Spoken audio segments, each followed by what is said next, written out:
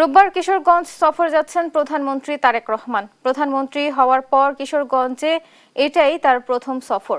পাকুন্দিয়া, কটিয়াদি ও জেলা শহরে একাধিক কর্মসূচিতে অংশ নেবেন তিনি। তার আগমন ঘিরে জেলায় চলছে ব্যাপক প্রস্তুতি। তৈরি করা হয়েছে অস্থায়ী হেলিপ্যাড, জোরদার করা হয়েছে নিরাপত্তা ব্যবস্থা। নির্বাচনের পর প্রথমবার কিশোরগঞ্জে আসছেন প্রধানমন্ত্রী তারেক রহমান। পাকুন্দিয়া উপজেলার মির্জাপুরে জাতীয় মৎস্যপক্ষ ২০২৬ উপলক্ষে পুরাতন ব্রহ্মপুত্র নদে মাছের পোনা অবমুক্ত করার কথা রয়েছে তার।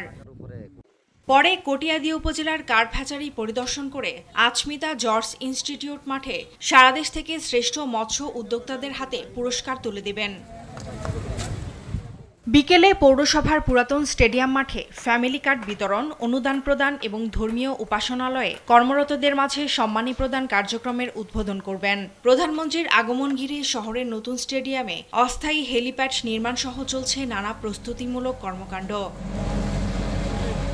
প্রধানমন্ত্রীর সফর ঘিরে সাধারণ মানুষের প্রত্যাশার কমতি নেই। জেলার বিভিন্ন সমস্যা সমাধানে ভূমিকা রাখবে বলে আশা তাদের। খুবই সৌভাগ্যবান আমাদের প্রধানমন্ত্রীকে আমরা খুব কাছ থেকে দেখার সুযোগ পাবো। আমরা কিশোরগঞ্জবাসী, প্রধানমন্ত্রীর কাছে আমাদের চাওয়া আমাদের কিশোরগঞ্জের উন্নয়ন। ঐতিহাসিক শোলাকিয়া ঈদগাহ ময়দানে কয়েকটি উন্নয়ন কার্যক্রমের উদ্বোধন করবেন প্রধানমন্ত্রী। অংশ নেবেন জেলা ছাত্রদলের বৃক্ষরোপণ কর্মসূচিতেও।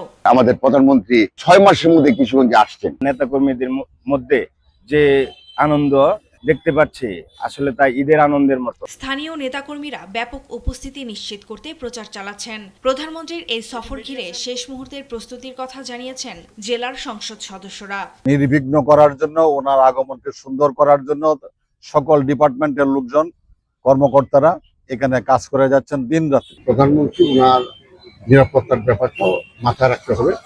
তবে নেতা কর্মীরা ব্যাপক প্রস্তুতি নিয়েছে। আমরা যারা এমপি সাহেবরা আছি, আমরা দলীয় নেতা কর্মী আছি, সবাইকে নিয়ে প্রশাসন সহ আমরা রাত দিন কাজ করে যাচ্ছি। আমরা যে বড় বড় প্রকল্প চিন্তা ভাবনা করছি, হাতে নিয়ে দিচ্ছি। ইনশাল্লাহ উনি আসলে এটা আরো ত্বরান্বিত। সার্বিক পরিস্থিতি পরিদর্শন করেছেন জেলা প্রশাসন, পুলিশ সহ বিভিন্ন দপ্তরের কর্মকর্তারা। জোরদার করা হয়েছে নিরাপত্তা ব্যবস্থা। এই সব ভেন্যুগুলো ধরে আমরা ওইভাবে প্ল্যান করেছি যে নিরাপত্তার জন্য কোনো বিঘ্ন না ঘটে। সফর শেষে সন্ধ্যা ৬টায় সড়কপথে ঢাকার উদ্দেশ্যে কিশোরগঞ্জ ছাড়ার কথা রয়েছে প্রধানমন্ত্রীর। ফারজানা আফরোজ টুম্পা, নিউজ ডেস্ক, দেশ টিভি।